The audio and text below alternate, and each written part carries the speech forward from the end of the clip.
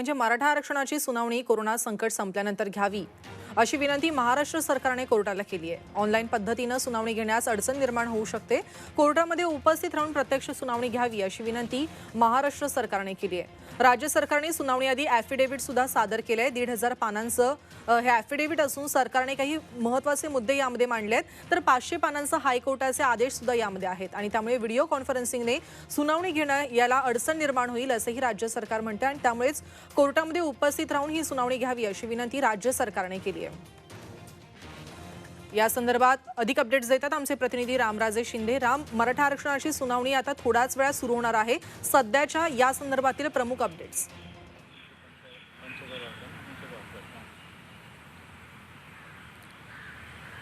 बिलकुल ही आता सध्या कोरोनाचा कालावधी चालू आहे आणि यामुळे कोरोनाचं संकट आहे आणि म्हणूनच ही या याचिकेवर यामध्ये 2 याचिका आहेत। पहिली याचिकामध्ये म्हणजेच की मूळ मराठा आरक्षणाची याचिका, दुसरी याचिका म्हणजेच की जे मेडिकलच्या विद्यार्थ्यांचे प्रवेश आहेत त्या संदर्भातची याचिका। या दोन्ही याचिकेवर सुनावणी कोरोनाच्या संकटानंतर करावी घ्यावी अशी मागणी राज्य सरकारने केलेली आहे। परंतु जे 1,500 पानांचं ॲफिडेव्हिट सादर करण्यात आलेलं आहे, या अगोदर हायकोर्टाचे 500 पानं आहेत, याचं संपूर्ण इंटरप्रिटेशन म्हणजेच की या मुद्द्यांचं संपूर्ण विवेचन करण्यासाठी ऑनलाईनच्या माध्यमातून व्हिडिओ कॉन्फरन्सिंगच्या माध्यमातून हे सर्व करणं कठीण आहे, शक्य होणार नाही, हाच मुद्दा मांडण्यात आलेला आहे। त्यामुळे ज्या वेळेस कोर्ट सुरळीत होईल त्याच वेळेस हा मुद्दा घ्यावा असं सांगण्यात आलेलं आहे। आणि दुसरा आणखीन एक महत्त्वाचा मुद्दा म्हणजेच की याचिकाकर्ते विनोद पाटील यांनी जो मांडलेला आहे कोर्टासमोर की या संदर्भामध्ये 5 सदस्यीय बेंचकडे, खंडपीठाकडे हे प्रकरण वर्ग करावं, त्यावर सुद्धा कोर्ट काय निर्णय घेते ते पाहावं लागणार आहे। जर कोर्टानं जर विनोद पाटील यांचं म्हणणं ऐकलं आणि त्यानुसार परवानगी दिली तर मात्र ती सुनावणी आज होणार नाही, नंतर 5 सदस्यांच्या खंडपीठाच्या समोर ही सुनावणी होईल। परंतु यावेळेस आज नेमकं कोर्ट काय सांगेल ते पाहावं लागणार आहे। आणखीन एक मुद्दा म्हणजे शैलजा, 19 नंबरचा हे मॅटर आहे। 11 वाजता कोर्ट बसलेला आहे आणि 19 नंबरचं मॅटर आहे, त्यामुळं हे मॅटर साधारणतः 11:15च्या आसपास यावर स्पष्टता येईल। परंतु आता सध्या केवळ व्हिडिओ कॉन्फरन्सिंगनंच सुनावणी घेणं चालू आहे, त्यामुळं या संपूर्ण याचिकेवर सुद्धा सुनावणी होईल का याचं सुद्धा एक प्रश्नचिन्ह निर्माण झालेलं आहे। संपूर्ण संदर्भामध्ये चर्चा करण्यासाठी माझ्यासोबत आहेत आरक्षण अभ्यासक श्रावण देवरे।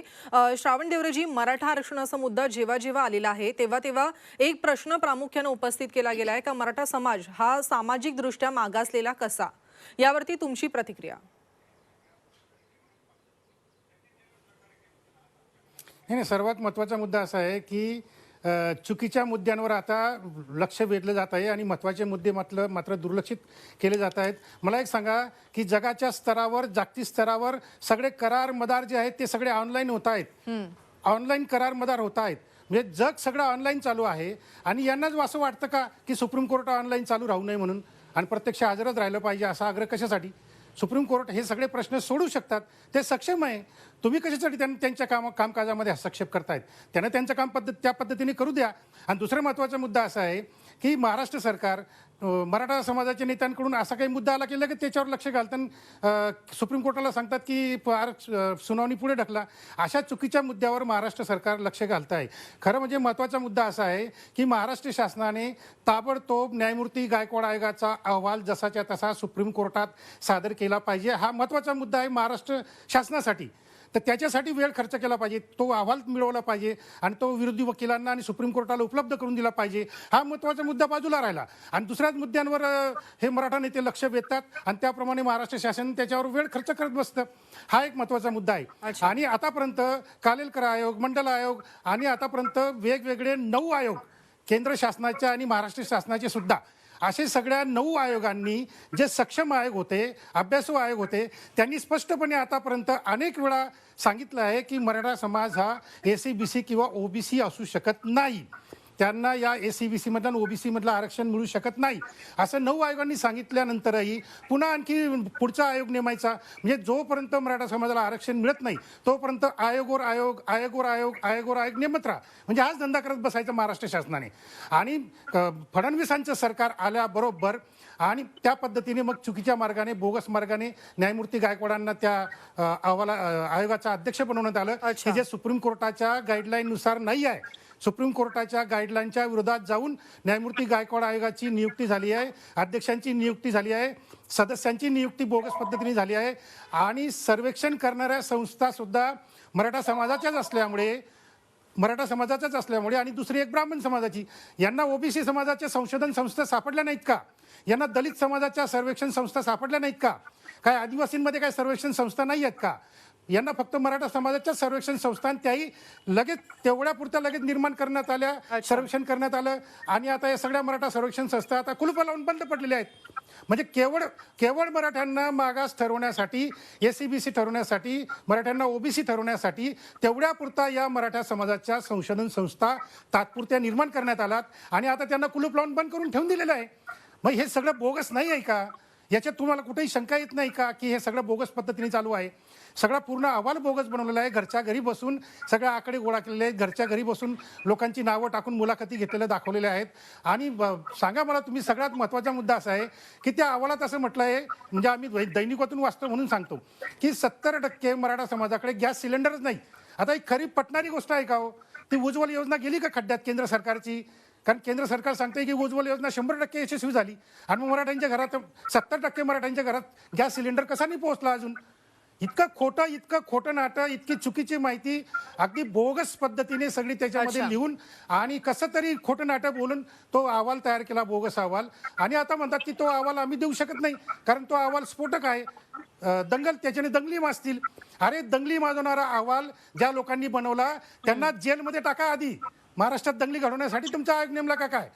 तर दंगली घडवण्यासाठी जो हा अहवाल बनवला आहे त्या सदस्यांना ताबडतोब पकडून जेलमध्ये टाका. आणि ते जे गायकवाड आयोगाचे अध्यक्ष आहेत न्यायमूर्ती गायकवाड, यांच्याबद्दल आम्हाला आदर आहे, परंतु न्यायमूर्ती गायकवाडांनी या अहवालावर सही केली, याचा अर्थ ते सुद्धा दोषी आहेत. आणि थोडी जरी सत्सारी विवेक बुद्धी न्यायमूर्ती गायकवाडांमध्ये असेल तर न्यायमूर्ती गायकवाडांनी ताबडतोब सुप्रीम कोर्टात जावं आणि सुप्रीम कोर्टाची माफी मागावी की मी चुकीच्या लोकांच्या, खोट्या लोकांमध्ये मी फसलो होतो आणि त्या बोगस अहवालावर न्यायमूर्ती म्हणून मी सही केली, ही माझी चूक झाली, मला माफ करा आणि तो गायकवाड आयोगाचा अहवाल रद्द करा, वापस घ्या आणि मराठा आरक्षण रद्द करा. नक्कीच देवरेजी, सत्सारी विवेक बुद्धी त्यांच्यात जागृत असेल. तुमचा मुद्दा पोहोचला देवरेजी. वीरेन पवार सुद्धा आहेत. वीरेनजी, गायकवाड आयोगाच्या अहवालासंदर्भात तुमची प्रतिक्रिया, कारण आताच देवरेजी म्हणाले का हा अहवाल बोगस आहे, यावर तुमची भूमिका? देवरेज साहेबांनी त्याच्यामधलं खरं काय तेवढं तरी सांगावं ना. सर्वच बोगस आहे. आयोग बोगस, माणसं बोगस, सर्वेक्षण सगळंच खोटं आहे. तर काय तिथं खरं सांगायचं? नियुक्त्या बोगस आहेतच, सर्वच बोगस आहे. त्याच्यामुळे काय आहे की ह्याला एकच सुप्रीम कोर्टाच्या विरोधात सर्व दुखणं आहे ना तुम्हाला. तुम्ही सुप्रीम कोर्टामध्ये लढा ना. मग तुम्ही टीव्हीवरती जे सांगताय ना ते सुप्रीम कोर्टामध्ये कागदानिशी जा. ब्राह्मण आणि क्षत्रिय वैश्यांना 10% आरक्षण मिळालं. आम्ही त्यांच्या विरोधात कधी बोललो का? आता मी बोलतो आम्ही ब्राह्मणांच्या विरोधात कधी बोललो का त्यांना आरक्षण? देवरेजी, आपण वीरेन पवार यांचा मुद्दा ऐकून घ्या. तुम्ही चुकीचे आरोप लावतायत. देवरेजी, वीरेन पवार यांचा मुद्दा आपण ऐकून घेऊयात. ओके, ठीक आहे. ओके, तुम्ही सांगताय न्यायाधीश गायकवाड चुकले, तुम्ही सांगताय अहवाल चुकीचा, सर्वेक्षण चुकीचं, दिलेले निवेदन चुकीचे, सर्व चुकीचे, बरोबर आहे. मग राज्य सरकारने कसं काय ते मान्य केलं तो अहवाल? तेही चुकीचे, फडणवीस चुकीचे. दोन्ही पटलावरती ठेवल्यावरती दोन्ही पटलांनी त्याला मान्यता दिली. म्हणजे 288 आमदार विधानसभेचे आणि विधान परिषदेचे जे आमदार आहेत तेही सर्व चुकीचे, बरोबर आहे. हेही सर्व चुकीचे. त्याच्यानंतर राज्यपालांची सही त्याच्यावरती झाली, तेही चुकीचे, सर्वच चुकीचे आहेत ना. मग देवरे बोलतील तेच, मग देवरेनी नवीन गठन करावं स्वतःच आणि पहिल्यांदा स्वतःच्या समाजाचे जे आहेत ना आरक्षण दिलेले, त्या स्वतःच्या समाजाच्या आरक्षण त्यांना ज्या पद्धतीने पाहिजे त्या पद्धतीने त्यांनी पहिल्यांदा स्वतःच्या समाजाचं सर्वेक्षण करावं आणि त्यांच्या समाजाला विचारावं की मी अशा पद्धतीने माझ्या समाजाचं सर्वेक्षण करतोय, चालेल का? ते सर्वेक्षण घेऊन देवरे साहेब या तुम्ही. ज्या दिवशी तुम्ही ते घेऊन याल ना दुसऱ्या दिवशी मराठा समाजाचं पुन्हा सर्वेक्षण करायला मी सांगतो समाजाला. वीरेनजी, थोडा वेळ आपण देवरेंचा मुद्दा बाजूला ठेवूयात.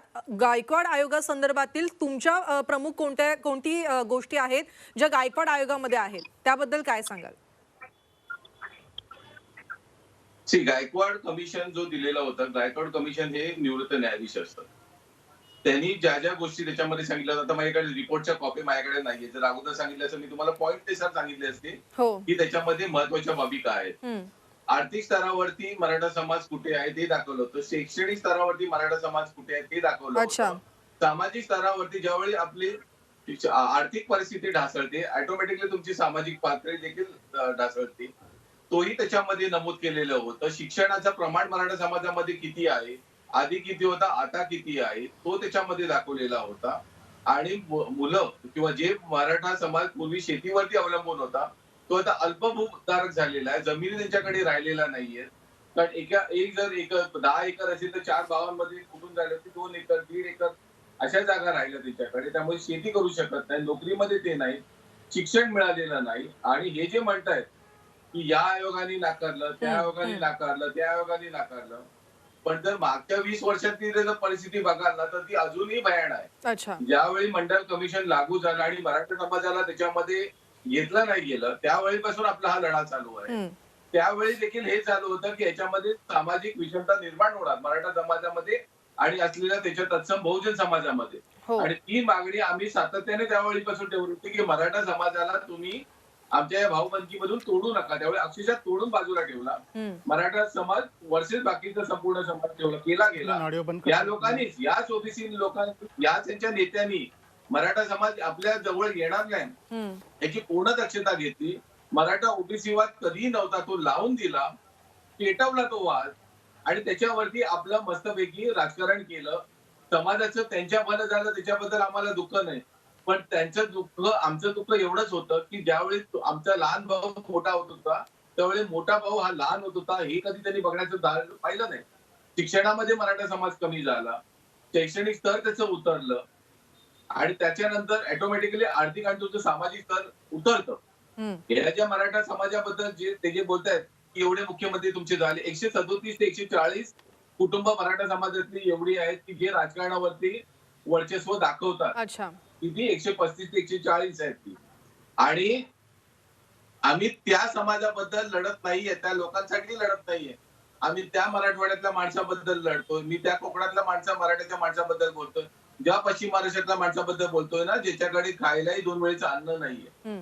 ज्यावेळी नारायण राणे समितीने ज्यावेळी त्याचं सर्वेक्षण केलं होतं त्यावेळी त्यांनी सांगितलं होतं की मराठा समाजामध्ये एवढी बिकट परिस्थिती झालेली आहे हे मला कळलं की ज्यावेळी ते फिरले त्याच्याबरोबर. हे नारायण राणे साहेबांचं स्टेटमेंट होतं. बरं, हे सांगतात फडणवीस साहेबांनी आम्हाला दिलं. 2014 मध्ये काँग्रेसने दिलेलं होतं आरक्षण, जे 15-16 मध्ये त्याच्यावरती स्टे आला. त्यामुळे ज्या 2 गोष्टी मगापासून ते मिक्सअप करतात की हा मुख्यमंत्री तुमचा, तुम्हाला फडणवीस पाहिजे, तुम्हाला आमचं पाहिजे, आम्हाला आमचा राजकीय नेत्यांचा आणि आमचा संबंध कुठे येतो? आमचा साधा सरळ प्रश्न तिथे येतो की आम्ही मराठा समाजासाठी काम करतो, आम्ही आमच्या बांधवांसाठी काम करतो. राजकीय नेते ते त्यांच्या रोज पार्ट्या बदलत असतात, रोज त्यांचे पक्ष बदलतात संपूर्ण. त्यांच्याशी आमचं काय घेणं देणं आहे? मी माझ्या गरीबातल्या गरीब मराठा बांधवांसाठी इथे आहे. मी काय वरचे श्रीमंत किंवा मराठ्याच्या नेत्यासाठी किंवा कुठल्या त्या पक्षासाठी इथे बसलेलो नाहीये. मराठा आरक्षणाची सुनावणी आता कोरोना संकट संपल्यानंतर घ्यावी अशी खरं तर मागणी होतीये. मात्र एकूणच 2 याचिकांवरती आता व्हिडिओ कॉन्फरन्सिंगच्या माध्यमातून थोड्याच वेळात ही सुनावणी सुरू होणार आहे. दरम्यान महाराष्ट्र सरकारला खरं तर विनंती करणार आहे आणि ऑनलाईन पद्धतीने ही सुनावणी घेण्यास अडचण निर्माण होऊ शकते. कोर्टात उपस्थित राहून प्रत्यक्ष सुनावणी घ्यावी अशी देखील आता मागणी होतीये आणि राज्य सरकारनं सुनावणीआधी एक ॲफिडेव्हिटही सादर केलेला आहे. 1,500 पानांचं सरकारनं मुद्दे मांडलेले आहेत आणि या सगळ्या संदर्भात आपण चर्चा करण्यासाठी थेट जाणार आहोत. आमच्यासोबत आमचे प्रतिनिधी आहेत रामराजे शिंदे दिल्लीवरून, त्याचबरोबर आपल्यासोबत याचिकाकर्ते विनोद पाटील आहेत, तसंच ओबीसी महासंघाचे अध्यक्ष श्रावण देवरे आहेत आणि शिवसंग्रामचे नेते तुषार काकडे देखील आपल्या सोबत उपस्थित आहेत. या सगळ्यांशी आपण चर्चा करणार आहोत. सगळ्यात पहिल्यांदा आपण जाणार आहोत आमचे प्रतिनिधी रामराजे शिंदे यांच्याकडे. रामराजे, सध्या कोर्टात नेमकं काय सुरू आहे, काय झालं आतापर्यंत? बिलकुल 19 नंबरची ही केस आहे, त्यामुळं अजूनही कोर्टासमोर आलेली नाही आहे. आता थोड्याच वेळामध्ये कोर्टासमोर ही सुनावणीसाठी येण्याची शक्यता आहे. 2 मुद्दे महत्त्वाचे आहेत. एकीकडे राज्य सरकारने सांगितलेले आहेत की ऑनलाईन पद्धतीनं व्हिडिओ कॉन्फरन्सिंगनं सुनावणी घेऊ नये, कारण प्रकरण खूप मोठं आहे. 2000 साधारणतः पानं आहेत आणि कोरोनाचं संकट संपल्यानंतर सुनावणी घ्यावी, ही मागणी सरकारने केलेली आहे. तर दुसरी मागणी याचिकाकर्ते विनोद पाटील यांनी केलेली आहे. या 2 मागणीपैकी सर्वोच्च न्यायालय कोणती मागणी स्वीकार करतं हे पाहणं गरजेचं आहे, कारण विनोद पाटील यांनी म्हटलेलं आहे स्पष्टपणे की 5 सदस्याच्या खंडपीठाकडे हे प्रकरण वर्ग करावं. त्यामुळे या 2 मागणीकडे सर्वोच्च न्यायालय लक्ष देतं का पुन्हा जे विद्यार्थ्यांचा मुद्दा आहे, मेडिकल विद्यार्थ्यांचा, मराठा समाजातील विद्यार्थ्यांचा जो मुद्दा आहे ते घेतं का मूळ मराठा आरक्षणाला वर सुनावणी घेतं. हे 3 वेगवेगळे मुद्दे आहेत. त्यामुळे पाहावं लागेल की महाराष्ट्र सरकारचं म्हणणं सर्वोच्च न्यायालय ऐकतंय का, आणि आता काही क्षणामध्येच यावर स्पष्टता सुद्धा येईल. अगदी रामराजे, तुम्ही आमच्यासोबत असेच राहा. याचिकाकर्ते विनोद पाटील देखील आपल्यासोबत आहेत. विनोदजी, तुमचं काय म्हणणं आहे एकूणच ह्या सगळ्यावरती? व्हिडिओ कॉन्फरन्सिंगद्वारे तर सुनावणी सुरू होणार आहेच थोड्याच वेळात, पण त्यावरती तुमचं नेमकं काय म्हणणं आहे? निश्चित आता जी सुनावणी सुरू होणार आहे याच्यामध्ये माझ्या वतीने जे सर्वोच्च न्यायालयाला विनंती केली, आता शिंदे साहेबांनी जसं सांगितलं की 5 पेक्षा अधिक न्यायाधीशांच्या खंडपीठाने ही सुनावणी घ्यावी. याचं कारण असं आहे की वारंवार घटनेच्या बाबत प्रश्न उपस्थित केला जातो आणि मराठा आरक्षणाला जे चॅलेंज केलं जातं त्याच्यामध्ये सांगण्यात येतं की हे वैध नाही. तर यासाठी एक पाऊल पुढे जाऊन मराठा समाजाने असा निर्णय घेतलेला आहे की आम्हालाच 5 न्यायाधीशांचं खंडपीठ पाहिजे, जे पूर्णतः आमची बाजू ऐकेल आणि त्याच्यावर शिक्कामोर्तब होऊन एक कॉन्क्रीट आरक्षण आम्हाला पाहिजे. याच्यासाठी आम्ही 5 न्यायाधीशांच्या खंडपीठाची मागणी केलेली आहे. कारण आपण बघितलं मागच्या शैक्षणिक वर्षामध्ये 6.75 म्हणजे 6.75% कमी टक्का हा मराठा विद्यार्थ्यांनी आरक्षणाचा उपयोग घेतलेला आहे. त्यांची मानसिकता अशी आहे की आरक्षण टिकेल का नाही, मग आम्ही याच्यातनं फॉर्म भरायचा की नाही, याची सवलत घ्यायची की नाही, ऍडमिशन घ्यायचं आणि पुढे जर याला स्टक डाऊन झालं, स्टे मिळाला, तर या सर्व पार्श्वभूमीवर मराठा समाजाने मागणी केलेली आहे. आणि आता थोड्याच वेळात सुनावणी सुरू होईल. मला विश्वास आहे की आम्ही काही वेगळं मागत नाहीये. आम्ही म्हणतोय की कायद्याच्या चौकटीत घटनेने सांगितल्याप्रमाणे 5 पेक्षा अधिक न्यायाधीशांनी याच्यावर सुनावणी घ्यावी आणि जो न्यायालय निर्णय देईल त्याचं आम्ही स्वागत करू. अर्थातच तुम्ही न्यायालयाचं स्वागतच करणार आहात निर्णयाचं. मात्र तुम्हाला काय वाटतं की हे सगळं आरक्षणाचा मुद्दा हा न्यायालयात कितपत टिकू शकतो? कशा पद्धतीने तुम्ही ह्या सगळ्याकडे बघताय? हे बघा, मराठा आरक्षण अतिशय स्वच्छ पद्धतीने देण्यात आलेलं आहे, कायद्याच्या चौकटीत देण्यात आलेलं आहे. त्याच्यामध्ये मागास आयोगाचा रिपोर्ट आहे आणि एकदा मुंबई हायकोर्टाने खंडपीठाने जर मराठा आरक्षणावर शिक्कामोर्तब दिला तर आम्ही समाधानी झालो होतो आणि आम्हाला अपेक्षितच नव्हतं की कोणी याला येऊन सुप्रीम कोर्टामध्ये चॅलेंज करेल. परंतु समाजामध्ये असे काही वृत्ती असतात त्यांना चांगलं बघितलं जात नाही. जे मुंबई हायकोर्टात घडलं तेच सुप्रीम कोर्टात घडल, कारण मुंबई हायकोर्टामध्ये 16चं 12 आणि 13% करून देण्यात आलं. न्यायालय असतं, न्यायालयाने सगळ्या बाजू तपासलेल्या आहे. त्यामुळे जे महाराष्ट्रात घडलं तेच दिल्लीत घडणार आहे. त्यामुळे आम्हाला शंकाच नाही, मराठा आरक्षण 100% टिकणार आहे. हे जे मराठा आरक्षणाला जे कायम विरोध करतात त्यांनी हे स्पष्ट केलं पाहिजे की नेमकं त्यांना अडचण काय आहे. मराठा समाजाच्या आरक्षणामुळे कुठल्याही समाजाचा 1% देखील आरक्षण कमी झालेलं नाही.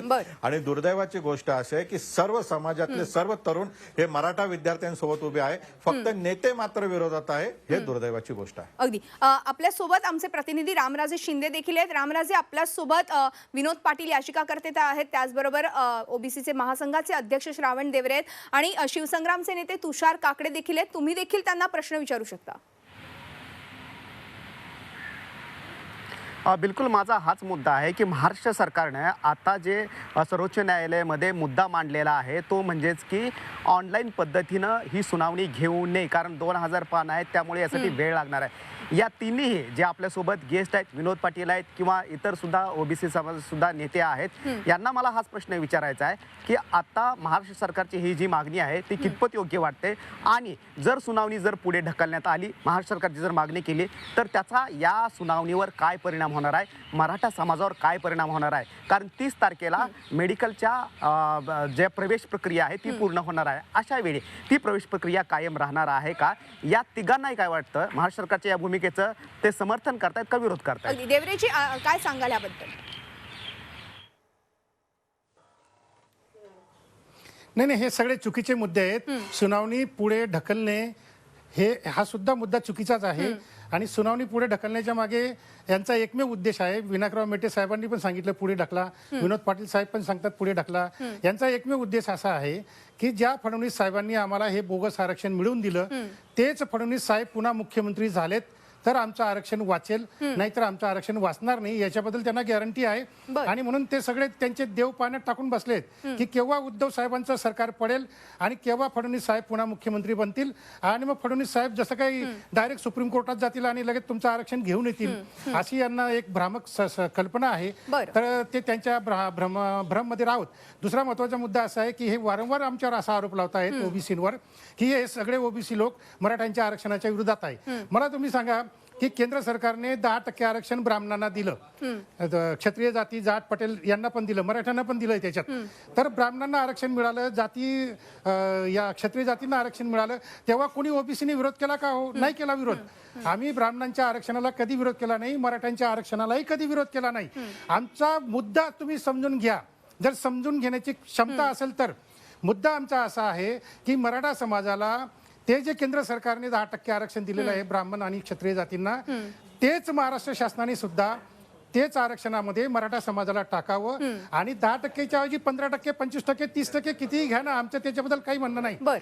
आमचं म्हणणं असं आहे की एससी बीसी म्हणून आणि ओबीसी म्हणून आरक्षण द्यायला आमचा आक्षेप आहे. याचं कारण असं की मराठा समाजाला एससी बीसीचं आरक्षण मिळायला लागल्यापासून ओबीसीच्या आरक्षणाची प्रचंड कपात सुरू आहे. यावरती विनोद पाटील तुम्हाला काय म्हणायचं आहे? त्याच्यामध्ये ते एससी बीसी म्हणजेच ओबीसी बसवायचं, म्हणजे आजही मराठा समाजाला देवरे साहेबांच्या बोलण्याला कुठल्याही प्रकारचं तथ्य नाही. त्याचं आपली दिशाभूल आहे. एसीबीसी हा फक्त बरं, देवरेजी, विनोद पाटलांना काहीतरी यावरती बोलायचंय. विनोद पाटील, बोला तुम्ही. चालू आहे. सगळे जे आता ओबीसीचं आरक्षण कमी झालेलं आहे त्याला कारणीभूत देवरे साहेबांचा जो मुद्दा आहे अतिशय चुकीचा मुद्दा त्यांनी या ठिकाणी मांडला. सर्वप्रथम मी स्पष्ट करतो की मराठा समाजाने कुठल्याही प्रकारे मागणी केलेली नाही की ही सुनावणी पुढे ढकला. आमचं एवढं म्हणणं आहे की मराठा आरक्षण हे सरकारने दिलेलं आहे आणि सरकारने ते टिकवलं पाहिजे. जर सरकारची आज तयारी नसेल आणि सरकार काही कॉन्क्रीट मुद्द्यावर वेळ मागत असेल तर तो निर्णय न्यायालय घेईल. राहिला प्रश्न दुसरा, देवरे साहेबांचा जो आरोप आहे की मराठा समाजाला ईडब्ल्यूएस मध्ये टाका आणि याच्यात टाका त्याच्यात टाका, मी त्यांना स्पष्ट करू इच्छितो की ईडब्ल्यूएस आरक्षण हे कुठल्याही जातीचं नाही. ईडब्ल्यूएस आरक्षणामध्ये एक मर्यादा ठरवून दिलेली आहे. जे लोक कुठल्या आरक्षणात बसत नाही त्यांनी याच्यात सहभाग नोंदवा हे ठरलेलं आहे. मराठा आरक्षण ज्यावेळेस मिळालं त्याच्यामध्ये 1% कुठल्याही आरक्षणाला धक्का पोहोचलेला नाही. त्यामुळे आज अडचण यांना काय झाली आणि राहिला विषय कोण मुख्यमंत्री होतं, कोण मुख्यमंत्री होतं आणि कोण मुख्यमंत्री आहे त्याची मराठा समाजाला काय देणं घेणं नाही. सगळ्यात जास्त नुकसान मराठा समाजाचं होतंय. आज थोडी महाराष्ट्रामध्ये मराठा मुख्यमंत्री आहे. जर मराठा समाज मराठा मुख्यमंत्री करा अशी मागणी केली असतील तो उद्धव साहेबांना मुख्यमंत्री होऊ दिलं नसतं. या राज्यात कोण मुख्यमंत्री होतो कोण मंत्री होता आमचा प्रश्न नाही. कृपया राजकारणात आम्हाला ओढू नका. आम्हाला हक्काचं आरक्षण दिलेलं आहे आणि ते सरकारने टिकवावं एवढंच आमचं म्हणणं आहे. आणि देवरे साहेब या केसमध्ये प्रतिवादी नाहीत आणि कुठल्याही प्रकारचा त्यांचा हस्तक्षेप नाही. त्याच्यामुळे त्यांच्या म्हणण्याला कुठलंही तथ्य नाही आणि न्यायालयामध्ये थोडा वेळ सुनावणी सुरू होईल. मराठा आरक्षण अबाधित राहणार आहे. मला ठामपणे विश्वास आहे कायद्याच्या चौकटीत. बरं, अगदी. विनोदजी आणि देवरेजी, तुम्ही थोडंसं थांबा. आपल्या सोबत आहे ना शिवसंग्रामचे नेते तुषार काकडे देखील आहेत. आपण त्यांच्याशी देखील चर्चा करूया. काकडेजी, आपण पाहिलं तर खरं तर व्हिडिओ कॉन्फरन्सिंगद्वारे ही जी सुनावणी आहे ती घेऊ नये असं विनायक मेटे यांनी म्हटलं होतं. त्यावरती तुमचं काय म्हणणं आहे? आणि आता ॲफिडेव्हिटही दाखल करण्यात आलेलं आहे, त्यावरती तुमचं काय म्हणणं आहे?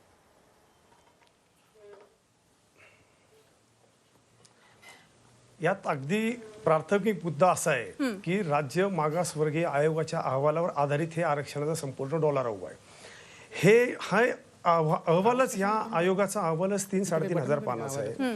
आता जे ॲफिडेव्हिट जे सरकारने केलं ते सुद्धा 1,500-2 हजार पानांचं ॲफिडेव्हिट आहे. असं असताना व्हिडिओ कॉन्फरन्सिंगद्वारे आता वेगवेगळ्या इंटरव्हेशन अनेक जणांनी केले. विनोद पाटील आमचे मित्र, त्यांनी यामध्ये स्वतःचं वकील दिले. त्यांनी स्वतः सगळे अनेक जणांनी अनेक संघटनांनी स्वतःचं इंटरव्हेशन त्यामध्ये केलेले. आता या सगळ्यांना व्हिडिओ कॉन्फरन्सिंगद्वारे हे सगळे कागदपत्र तपासून होतील, जजना त्यावर निर्णय घेता येईल, ह्या गोष्टी प्रॅक्टिकली आपल्याला शक्य वाटत नाही. आता देवरे साहेबांसारख्या विचारवंताला कुठली घाई झाली आहे की अगदी त्यांना चटकन पी हळदन हो गोरी अशा प्रकारची ते बोलतायत. पण एक साधी गोष्ट आहे यामध्ये की जे आता विनोद पाटील बोलले की 5 न्यायाधीशांच्या खंडपीठासमोर आमचं म्हणणं आहे की आमचं आरक्षण हे अतिशय चांगल्या योग्य निकषावर घासून आम्हाला द्या. बरं. आम्ही अगदी ठोस असं आरक्षण अपेक्षित आम्हाला आहे. त्यासाठी आम्ही खूप मोठा संघर्ष केलाय आणि ह्याला हे राजकारणाचं स्वरूप देत आहे. मागच्या वेळी आता काल एका मंत्र्यांनी मराठा क्रांती मोर्चाच्या लोकांना भाजपचे हस्तक म्हणवलं. ह्याच्या आधी 2016ला ज्यावेळी आम्ही मराठा क्रांती मोर्चे मोठ्या प्रमाणामध्ये महाराष्ट्रात जगाला उदाहरण आम्ही घालून दिलं, त्यावेळी आम्हाला शरद पवारांचे हस्तक किंवा राष्ट्रवादी काँग्रेसचे हे पित्ते तर त्यांच्या सांगण्यावरनं एक ब्राह्मण मुख्यमंत्री झाला त्याच्या विरोधात हे उतरतायत अशा प्रकारचे आमच्यावर आरोप झाले. आणि आज आता हे आम्हाला फडणवीसांना आम्ही आणू इच्छितो अशा प्रकारचं काही बेसलेस विधान करतायत. म्हणजे त्यांचं नक्की पोटदुखी काय आहे, आम्ही तर कुणाच्या ताटातला एक घास सुद्धा घेतलेला नाहीये, तरी यांच्या पोटात कुठं दुखतंय हे कळायला काय मार्ग नाहीये. तर तुम्हाला नक्की बरे व्हा, चांगले औषध पाणी करा, पण अगदी ही त्रास तुम्हाला होऊन देऊ नका ही विनंती आहे. बघा, अगदी अगदी धन्यवाद या खरं तर संपूर्ण चर्चेबद्दल आणि अर्थातच रामराजे आपले देखील धन्यवाद.